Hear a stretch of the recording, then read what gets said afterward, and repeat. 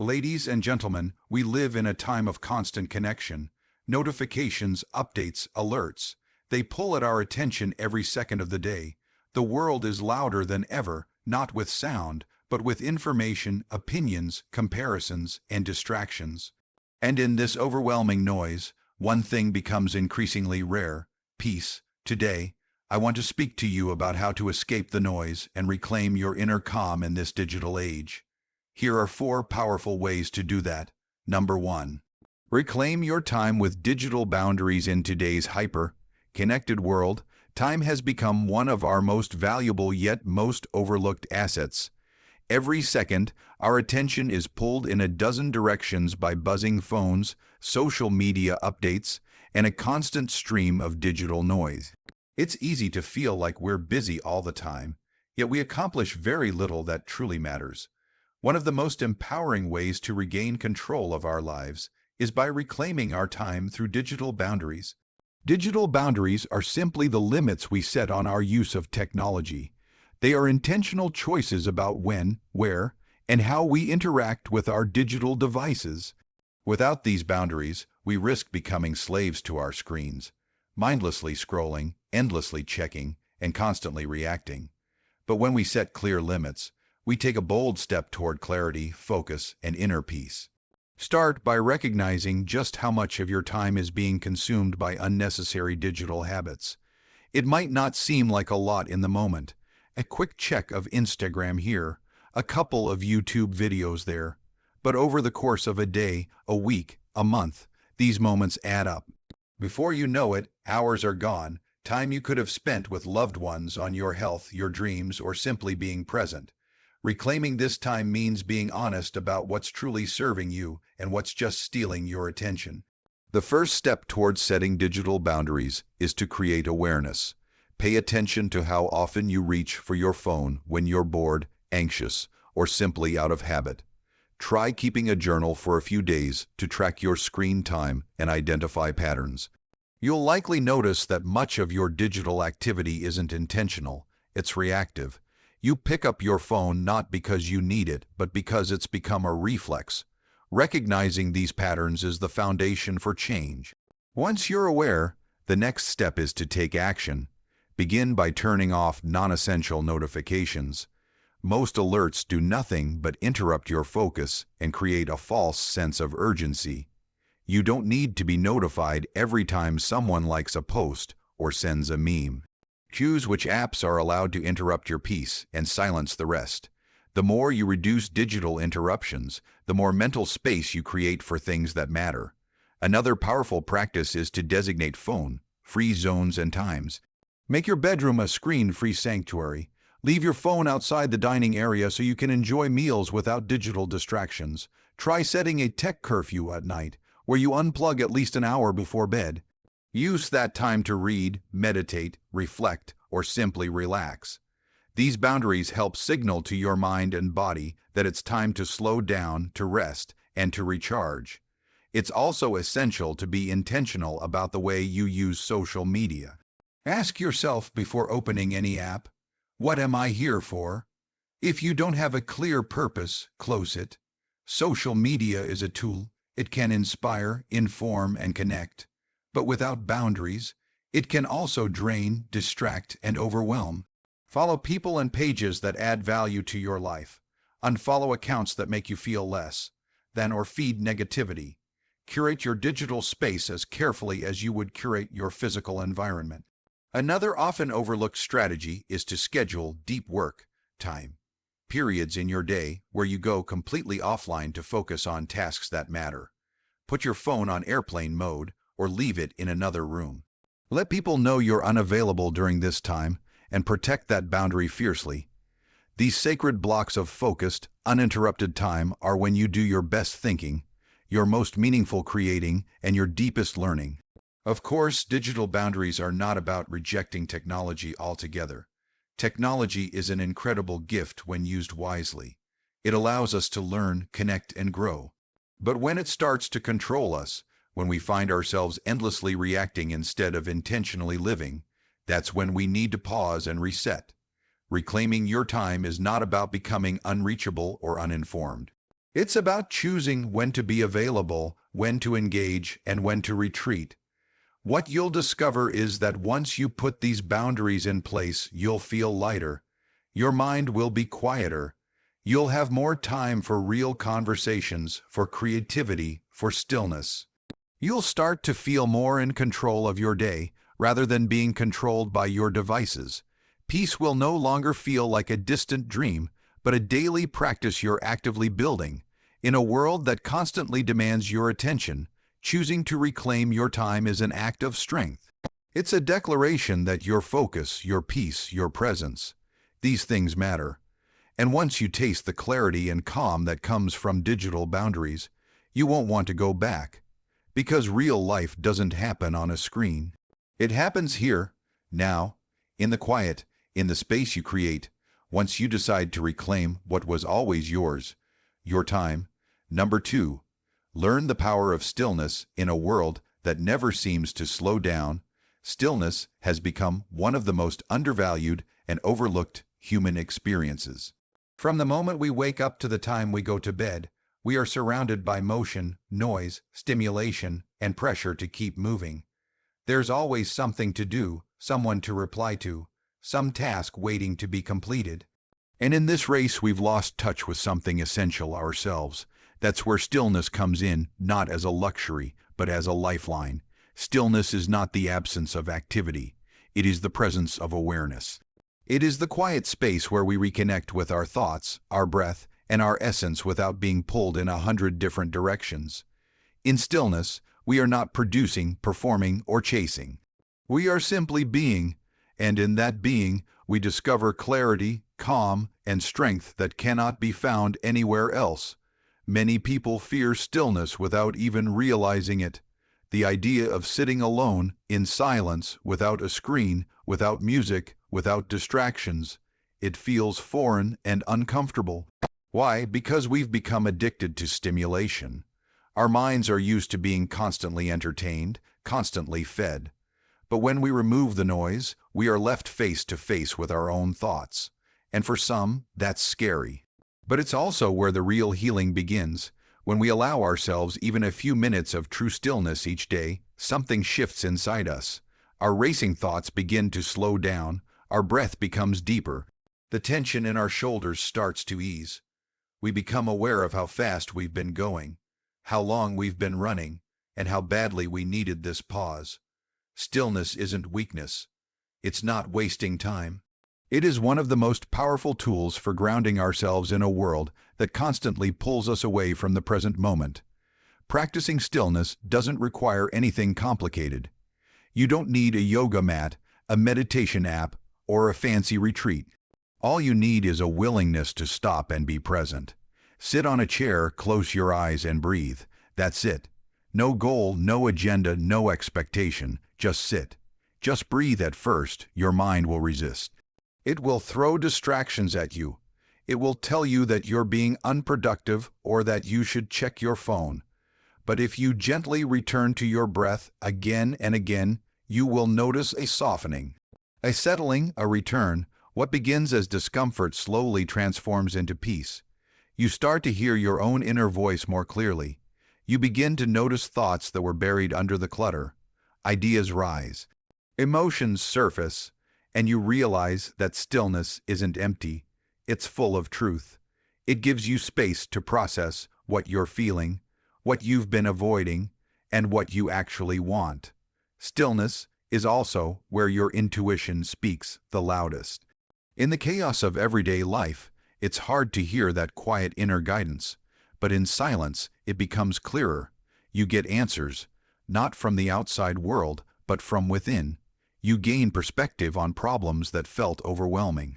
You discover creative solutions. You remember your values, your goals, and the things that truly matter to you. People often search for peace by trying to fix their surroundings, changing jobs, moving homes, or rearranging schedules. But peace doesn't come from changing the external. It comes from anchoring the internal. Stillness is the anchor.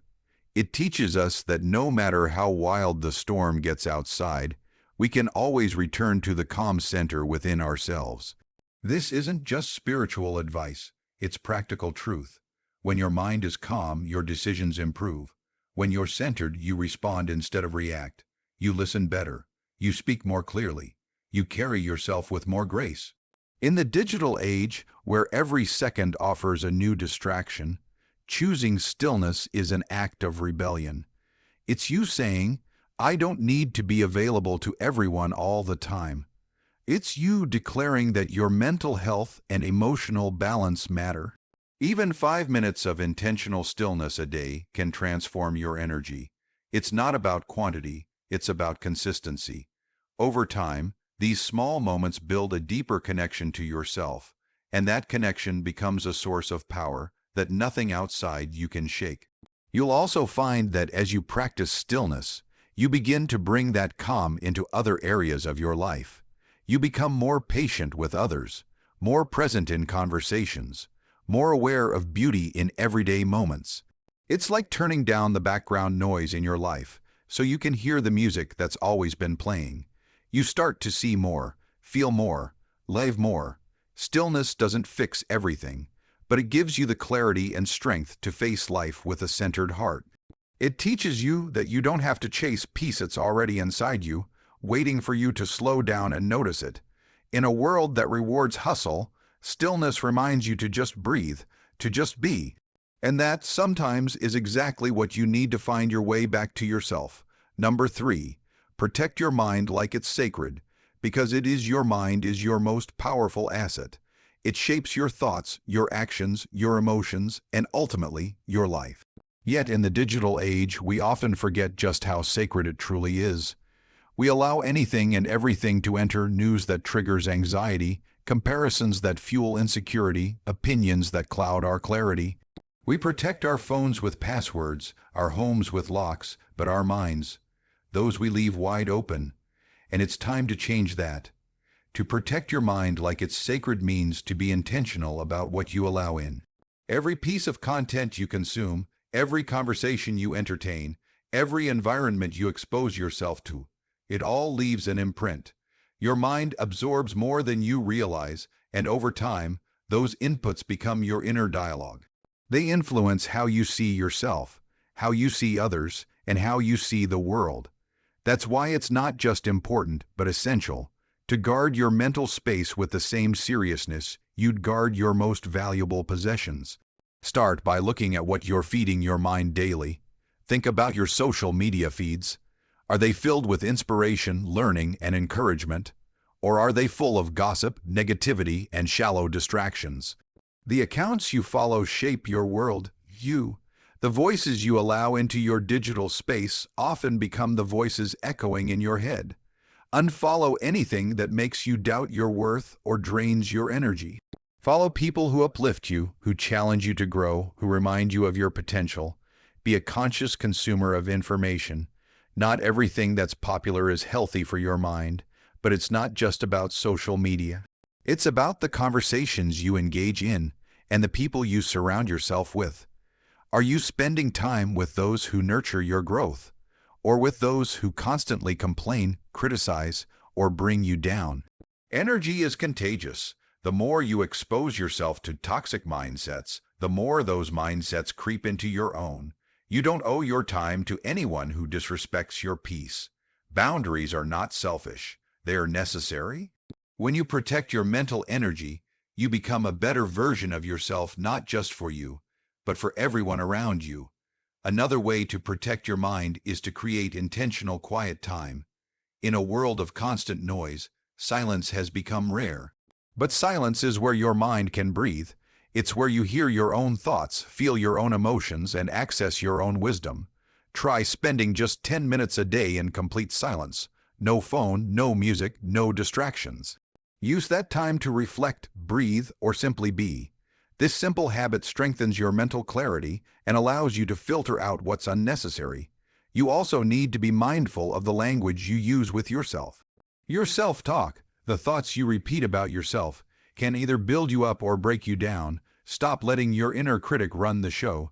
Challenge the negative thoughts. Replace "I'm not good enough" with "I'm learning and growing." Replace "I always fail" with "I'm gaining experience." Speak to yourself the way you would to someone you love. Protect your mind from your own harshness and choose compassion over criticism. Protecting your mind also means learning how to pause. We live in a culture of instant reaction. Someone says something offensive, we respond. A headline provokes us, we share it. A stranger online disagrees, we argue, but wisdom lives in the pause. It's in that moment of stillness between stimulus and response where you decide who you are going to be. Don't let the chaos of the world dictate your state of mind. Take a breath, respond with intention, not impulse. One of the most dangerous things we can do is normalize mental clutter. When your mind is constantly filled with comparison, worry, fear, and doubt, you start to believe that it's just how life is, but it's not. You have a choice. You can choose what stays and what goes. Just like you wouldn't let a stranger walk into your home and dump garbage in your living room. Don't let harmful thoughts and influences take up space in your mental home. Clear out what no longer serves you. Make room for peace, clarity, and purpose. And finally, remember that protecting your mind is not a one-time act. It's a daily practice. Just like your body needs regular care, your mind needs consistent protection and nourishment. Read books that expand your thinking. Listen to podcasts that inspire growth. Spend time in nature. Practice gratitude. Surround yourself with beauty. Fill your mental space with things that light you up rather than wear you down. Your mind is sacred because everything you are, your beliefs, your passions, your creativity, your dreams, starts there. If you don't protect it, the world will fill it for you. And the world doesn't always have your best interest at heart. But you do. You have the power to choose what gets in and what stays out. You have the right to protect your peace. And when you start treating your mind like the sacred space it truly is, everything in your life begins to change, from the way you see yourself to the way you show up in the world. Number 4, return to real life moments. In a time when much of life is lived through screens, it's easy to forget the value of real life moments. We capture pictures of sunsets instead of watching them. We record our laughter instead of fully experiencing it. We post about conversations instead of being present in them. As technology becomes more integrated into our lives, we risk becoming more disconnected from the very things that make life meaningful. Returning to real life moments isn't about rejecting the digital world. It's about remembering what it means to live in the real one. Real life moments are where connection is felt most deeply. A genuine hug, the sound of a loved one's voice, the warmth of shared silence. These things cannot be replicated through likes, comments, or emoji reactions. When you're physically present, you're able to pick up on the subtle energy of a moment, the tone of someone's voice, the look in their eyes, the rhythm of their breath. These are the layers of human experience that digital communication often flattens or misses entirely. To return to real life moments means to value depth over speed, presence over performance. One of the first steps in reclaiming real life moments is simply to look up. Look away from the screen, even for a little while, and take in what's around you. Notice the people walking by, the color of the sky, the small details of your environment that often go ignored. Life is happening everywhere, not just on your phone. The moments you miss while scrolling can never be repeated. And sometimes, it's in those tiny, ordinary slices of life that you feel the most alive. Being present in real life also means engaging more fully with the people around you. It's easy to believe that we're connecting through digital means, but nothing compares to face-to-face interaction. Conversations in person carry emotion that can't be typed. They allow for real-time empathy, laughter that echoes in the air, and the comfort of someone just being there. Make it a habit to put your phone down when you're with others. Give them your full attention. Not only will you feel more connected, but they will feel more valued, and that deepens relationships in a way no text ever could. Another important part of returning to real-life moments is rediscovering the joy of doing things with your hands, your body, your senses. Cook a meal from scratch. Go for a walk without headphones. Paint, draw, garden, write in a journal. These tactile experiences ground you in the present moment. They remind you that your life is not just a series of updates, but a sequence of experiences meant to be felt, touched, heard, and lived. Technology can assist, but it cannot replace the richness of being fully involved in what you're doing. Slowing down is also a key part of this journey. In the digital world, everything moves fast, instant replies, quick scrolls, rapid-fire content. But real life has a different rhythm. It takes time to watch a sunrise. It takes patience to listen to someone's story. It takes presence to enjoy a quiet cup of tea or the sound of rain. Slowing down allows you to notice the beauty that speed often overlooks. And in that noticing, you find gratitude. You realize that peace doesn't always require escape. It often just requires attention. A lot of the stress, anxiety, and restlessness we experience today comes from the disconnect between our digital pace and our natural human pace. Our minds are overwhelmed, but our hearts are undernourished. We're busy being productive, but forgetful of what really brings us joy. When you return to real life moments, you remember the things that truly matter. Not the perfect photo, but the memory behind it. Not the post, but the people. Not the highlight reel, but the honest, beautiful mess of real life. Children are often our greatest teachers in this regard. Watch a child play, and you'll see full immersion. They aren't thinking about yesterday or tomorrow. They are here, now. Every laugh, every game, every story. It's all happening in the moment. We were all born with that ability to live fully present. It's not lost. It's just buried under layers of distraction. The more you reconnect with real life experiences, the more that natural presence returns, of course. This isn't about shaming technology or suggesting we go back to the past. Technology has given us incredible tools for connection, learning, and creation. But when it begins to replace our lived experience instead of supporting it, we lose something precious. The goal isn't to unplug forever, it's to be conscious of when to unplug and why. It's to remember that life doesn't exist solely inside a device. It exists in eye contact, shared meals, long walks, quiet mornings, deep talks, and spontaneous laughter. Real life moments don't ask to be perfect. They ask to be felt. They don't demand an audience. They invite your presence. And the more you say yes to them, the richer your life becomes. Not in followers or views, but in meaning, in connection, in truth. So next time you find yourself drifting into autopilot, pause, look around, be where you are, because this moment right now is your real life, and it's worth being present for. We cannot always control the volume of the world, but we can choose to turn down the noise within our own lives. Peace isn't something you find, it's something you create. And it begins the moment you decide that your well-being matters more than staying constantly connected. So today, take one step, just one, to reclaim your calm. Because in this noisy world, peace isn't a luxury, it's your power. Thank you.